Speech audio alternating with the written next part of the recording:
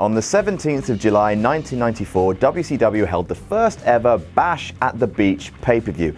Now, in terms of buy rate, it was their most successful pay-per-view that they had ever done up until that point. Now, the reason for that, well, two things.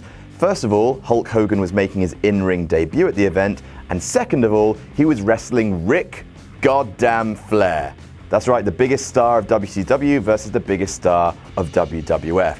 Now, that was the match that was originally scheduled to headline WrestleMania 8, and it was going to be that, but WWF got cold feet after a couple of house shows with Ric Flair versus Hulk Hogan didn't draw very well at all, so instead they went with Randy Savage versus Ric Flair and Hulk Hogan versus Sid Justice. Also on this day in 2007, the Great Khali won a 20-man battle royale to win the vacated World Heavyweight Championship. It was vacated by Edge. The Great Khali as world champion, oh dear, oh dear, oh dear, oh dear. I'm just saying this because Emma Blackery likes it when I say oh dear, oh dear.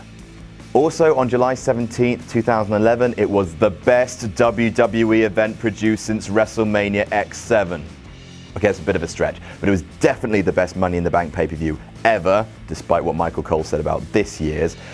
It was Money in the Bank with Punk versus Cena. It was an instant classic, but actually the entire card was great. The two ladder matches were really, really good. You had Daniel Bryan winning one, you had Del Rio winning the other.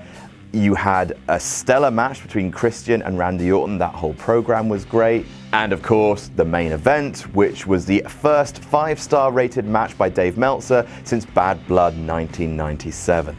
It was really good. It was really good. If you haven't seen it, how are you subscribed to us? How? But if you haven't, watch it now.